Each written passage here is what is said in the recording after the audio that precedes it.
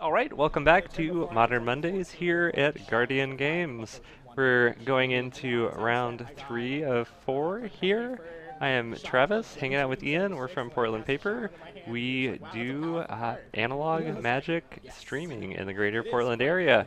We're here every Monday at 6:30 p.m. Pacific Standard Time, and we do some other streams around town as well. But it looks like for this match, we're going to have a little bit of elves versus the humans. So pre-board, do you think one of these decks is significantly favored, Ian? Um, yes, I think Black Green Elves is significantly favored. I think if you do not disrupt Elves by actually getting their creatures off the board, I think that they are just go huge. And so I think their Goldfish is much faster than humans. I also think humans has a lot more dead cards. I, I d- want. I Can we? definitely agree with that. Yep. I wanted to thank Starburns64 for Ooh. subscribing. We appreciate it. And Beebs, we have not decided what we're going to do as far as popper events. I know that we do want to run more of them, but we're kind of figuring out exactly how we're going to go about running events in the future. I was thinking about doing a little bit of a tournament series, working with some other folks on that too, but we'll make sure to announce it whenever we figure out and finalize plans for that. But I would say be expecting something sometime soon. I am excited that Elves is kind of coming back a little bit of late. I always like to see Elves in Modern and Legacy. Yep, well, looks like we get a turn 1 elf. And we get a turn 1 hierarch, so both players have a mana dork. It does seem like the stock of elves and other decks that are doing a swarm strategy is better when people aren't playing lightning bolt and gut shots. And so it's curious how it's is cyclical, where Arclight decks were playing gut shots, but then there was a lot of Arclight decks where gut shots bad because it doesn't, kill phoenixes or thing in the ice. So then they go surgical extraction. So the decks that are really hosed by gut shot then are able to compete again. Yeah, and Quentin has a real gem of a hand. He's sitting on a Clan Caller to pump up his elves if he wants next turn, and he's also sitting on a Collected Company. So he's hit kind of the early turns running, and he also has the stuff to ramp into. And it looks like 2 copies of Shaman of the Pact. Shaman of the Pack. Thank you, Travis.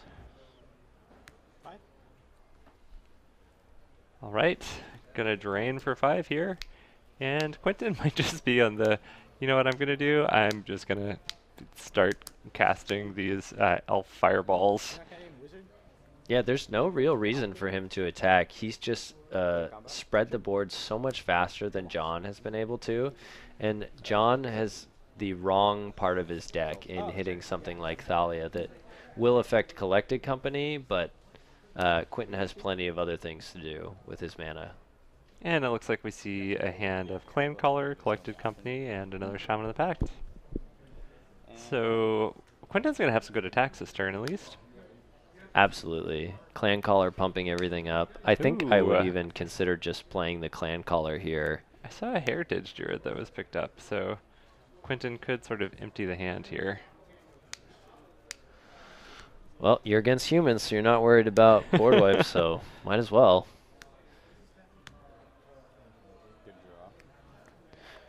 And I love Quentin's elf token, a little Dana Fisher elf token. Yeah. It's cool. Dana is a pretty rad player if you go to GPs.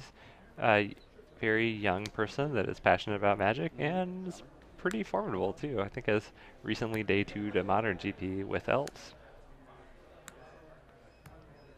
And so there goes Quentin dumping the hand and Shaman of the Pack for 8.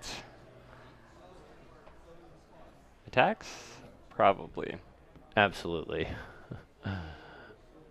I think Quentin should, jam in with everything he can here.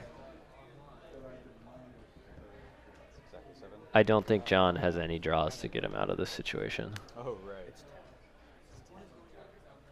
So the only Coming thing in for 10. I have to block either two of them or the shaman. Yep.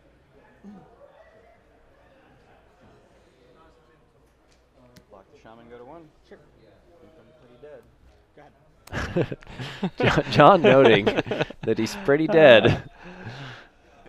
We agree, John. I actually didn't like the attack with Thalia. To be honest, the previous turn, Thalia's pretty good at defending against elves, and you can at least slow some things down. I agree, but I don't think it matters. Go ahead.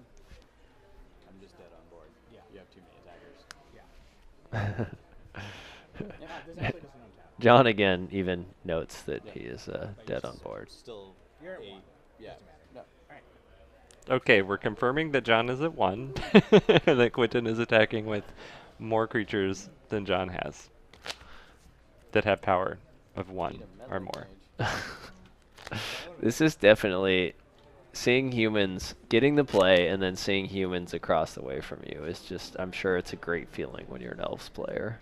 Yeah, I feel like Elves is in a pretty interesting and good spot right now, right? Where you have, it's fast if you're not being interrupted. The Phoenix decks are playing Lightning Bolt, which you have a couple payoff cards and you're okay maybe losing 1 or 2 of them. There's a lot of Lords. And then you kind of beat up on the decks that beat up on the Phoenix decks. Like Grixis Shadow is kind of a joke against Elves. Yeah. And yeah, humans, until they get to sideboard, isn't going to really have a lot of ways to interact. They kind of just have to hope their opponent's mulligan and then don't draw well.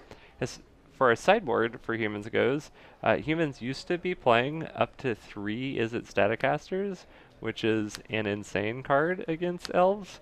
But I feel like those numbers have dropped because of the prevalence of graveyard decks in the last 6 months, where there's more cards like Anafenza, etc. in the sideboard. I'm curious if John has those Statcasters in there or not. Right.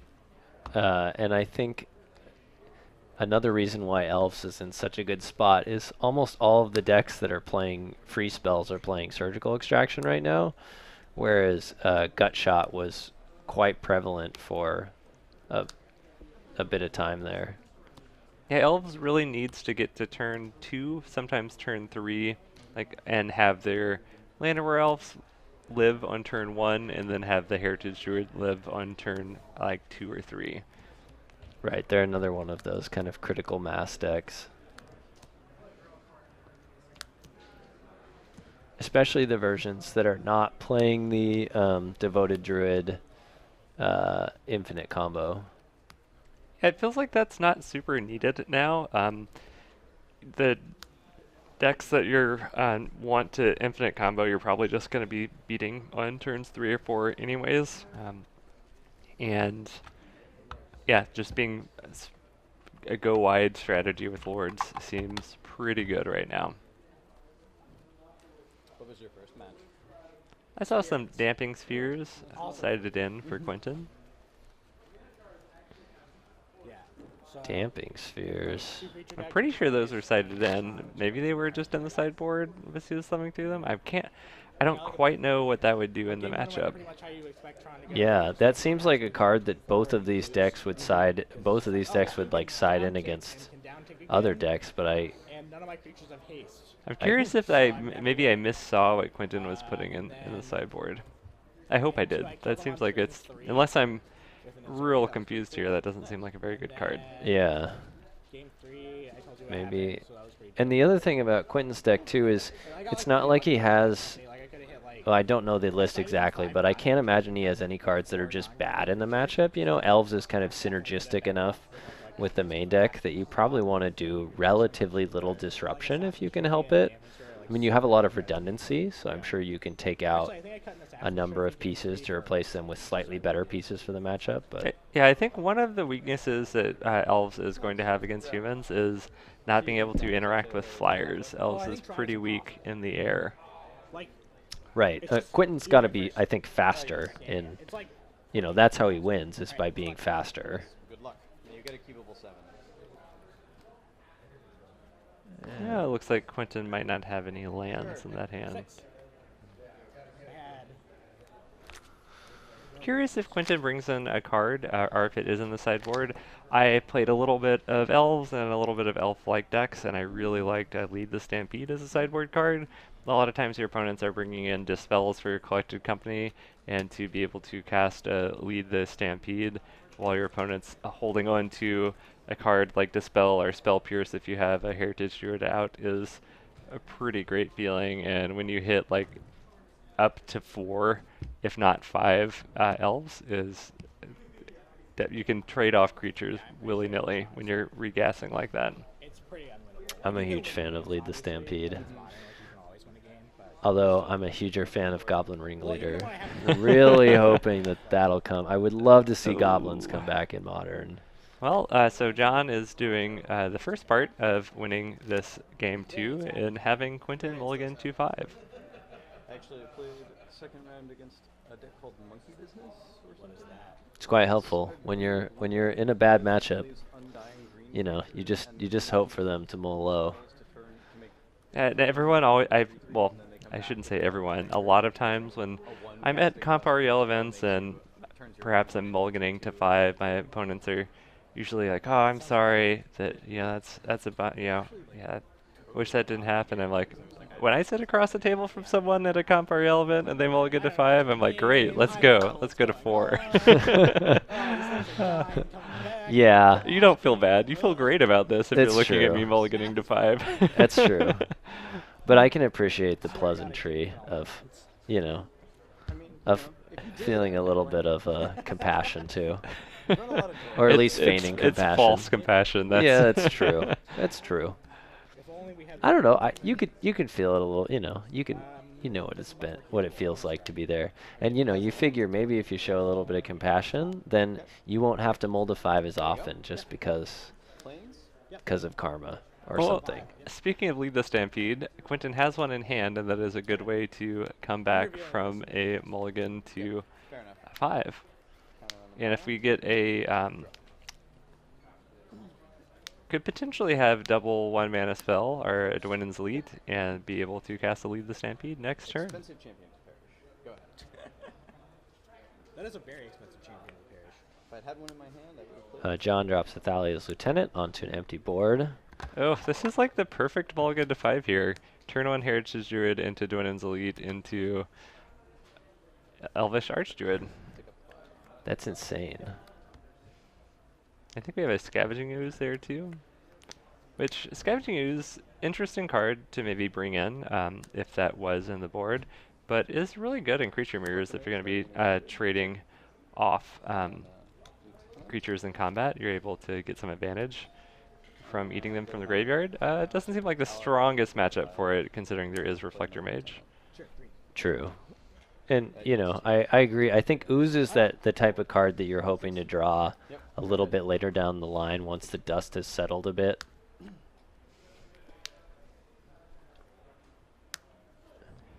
Can get pretty wild here. Let's leave the Stampede and a Heritage Druid out.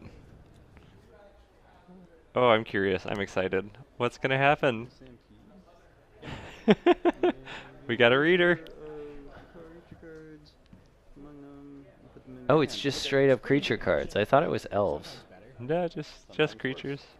Oh, it's the hit for 3. We're not that excited. It's a medium Stampede. I wanted a little bit more than that. I wanted to see like 3 1-drops, and they all like tap for more mana. And but, oh well. Yeah, that was kind of more of a following of the Stampede than a leading. Champion? John was one of my favorite Plains arts, casting a champion. John has the exact cards that he needs to win this matchup, though. Yep. Play the Mantis Rider. He's not stuck with the kind of chaff humans like Meddling Mage and Thalia that are just kind of not able to put on pressure. He's got a heavy pressure human's hand. Yeah, and Quentin is going to maybe have to start chump blocking at some point, which is not really what you're going to be doing with elves. That said, if I'm on Quentin's side, I feel like John's getting his great human's hand out of the way when I had a mull to 5, so I'm totally all right with things matching up this way for this match and just waiting for it to settle out differently for the next round or the next match. Trying out looks like someone in chat is thinking about trying out Lead the Stampede in 8-Whack, and I will say that I played Lead the Stampede in my Modern Slivers deck sideboard, and people may laugh and be like, Modern Slivers, and I will say Modern Slivers is really good. It beats all the other Aetherwild decks, and you get lots of cool slivers, and all slivers are slivers, not just all other slivers. Yeah, are all the modern slivers though, they say slivers you control, right? They're not the ones that do all slivers. Yeah, but they're not like other slivers you control, which all the other creature types are other merfolk you control, etc. But they count themselves. I miss the old templating. I love the corner cases where your opponent has a Mutavault and it gets all your sliver benefits.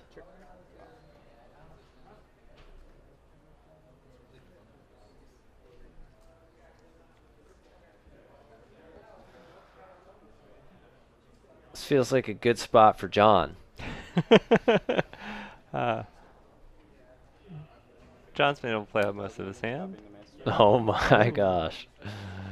It's solid. What am I doing? Things are getting bigger. So Quentin is hoping to leave a couple of creatures alive after this and then draw his natural order into Crater Hoof Behemoth. Well, we could, let's see. We can block and activate Azuri, or you can just block and regenerate. But we're just coming in with the flyers here, so we can get a pretty interesting Azuri turn here. That's true. I guess Quentin could have regenerated everything, huh? With the ability with Archdruid or Azuri. Yep.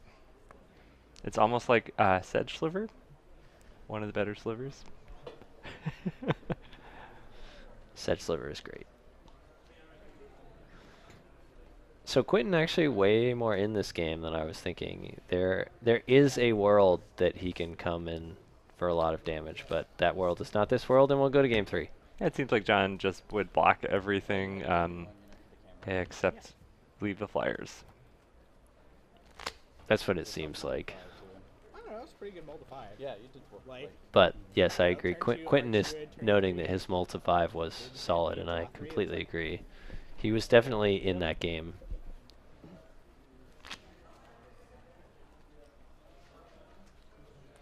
Oh yeah, and if Modern Horizons is kind of Time Spiral-esque, Time Spiral had slivers. Time Spiral had Sedge Sliver, Travis. I do kind of regret selling out of all my slivers. I did that a while ago. But I have a friend that has the same deck, so if I ever really want to play it, it's a thing I could do. Do you ever feel like, though, that once you've sold out of a deck, like, does it make you too sad to play somebody else's? No, I also just bought back into Burn, too. I sold out of that a long time ago. But Spectacle is a cool mechanic, and then I got excited about playing, like, basically 1 mana Burn again. The art on this card is also sick, sorry. It's awesome. I love Sedge Sliver. Sedge Sliver is the best sliver. What can I say? And they get regenerate even if you don't control a swamp, which people find confusing and often don't play around. Yes, agreed on the finding confusing and not playing around. You would have just attacked into me with my Gemhide Sliver, and I would have blocked and regenerated everything. That's what would have happened, 100%. They're no heritage druid, none of that nonsense. I just like how slivers give other abilities instead of like Lord effects are putting counters on your team. Yeah, they're the way cooler merfolk. Sorry, merfolk players. Merfolk are cool, but I like slivers better. And some of the better merfolk aren't even merfolk, too. Like Kira. It's not. Oh yeah, Cure's a spirit, huh? Yeah. Yeah. Do you play any non-sliver creatures in slivers? No, some people were playing Noble Hierarchs are birds, but what I found to be the issue with slivers and why it wasn't like an amazing deck, even though I found it actually literally was a very good modern deck, is that you are really limited on your turn 1 plays, and you really want to be on the play. And anticipation. I don't know what the green one does. Oh, Starburn's correcting me that time spiral slivers do affect all slivers. I knew I liked them. You know what weirds me out a little bit is that the Mark Rosewater tweet about this Modern Horizons being a love letter to Time Spiral. I'm not sure I want to get a love letter from Mark Rosewater. Like, what do you imagine that's like? Yeah. He's pretty well spoken. I mean, his family has game night. He seems like a really cool dad. I mean, yeah, maybe not a love letter, but... No, it looks like Quentin has some lands and a Heritage Druid there, so we're probably keeping that hand. I can top that. Okay. All right, you good? Mm-hmm. Go. Plains, Vial. Yep. I told you not to draw a Heritage Druid. This is how you repay me. Oh, the perfect two in a row. That's just... What are you talking about? It's great. I wonder if John has a Dismember. Do we got a Dismember there? Oh, we have a Collected Company. Yeah, Quentin is rolling this game. John's going to have a very strong hand here. Meddling Mage, naming Elvish Archdruid. Sure. Oh, it was close. Yep. I mean, Archdruid is a totally fair name here. He's going to get a little punished with this Coco. But maybe it'll whiff. Said an Elves of Deep Shadow. Yes. Kind of would have liked to see a dark version of that. Yeah. Not a good argument. Yep. It exists. Yep. Quentin holding up Collected Company. If I thought John we might have gotten a little bit aggressive there, but... If John pump fakes with the Vial, do you just fire off the Collected Company for fear of, like, image copying Meddling Mage or another Meddling Mage? Well, also Humans has sometimes been playing Spell Quellers on the board, too. There's been that mix of, like, Humans and Spirits. Meddling Mage? In response. Yep. We got a response to Meddling Mage. There we go. Okay. And that's the right choice. We got 2 mana floating as well.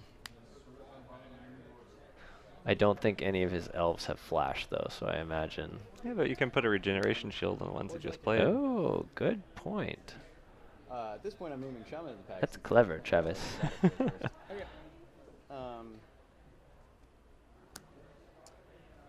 Did you catch what the name was with Meddling Mage? I did not hear that one. Go ahead. We were just talking about how clever Travis was and missed it. But then am I really that clever if I missed it?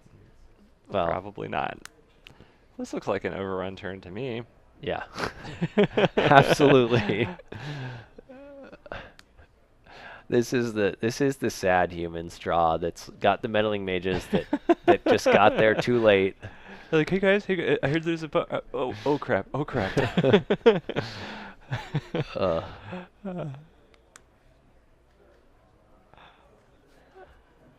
Missouri? Did you see the Chris Pikula tweet about how it's like it was like a crime, or that it made him so sad to see the Humans deck playing the Alara Meddling Mages? No, but that's great. It's gotta be. I don't think they should be allowed to reprint These are all 6 these trample, and these are 5/5. invitational cards without using at least alternate art that has the visage of the player that won. I can give you a boring reason why they do that, but it's not very fun. It's because they don't own the rights to that older art anymore, but all the new contracts that they do, they pay the artist a lot less, and they also like own the rights to reprinting them without royalties. Okay, but here's the counter argument: is you could still have the new artist make it look like the player. I think then you'd have to have to interact with the players, and maybe Wizards just doesn't want to deal with like that. Maybe, but I'm sure that the players would be like, "Oh hell yeah!" Agreed. As many versions of my face on a creature as you want, Wizards. I'm gonna copy my own champion. Sure. All right, we get Image coming into play, copying Champion off the Vial. Missouri. Oh, we get a what do we think of the top 8 of the Mythic Championship question from chat that we'll get to in between, probably this next game. And because of the trample, there's no combination of this that actually allows me to survive it.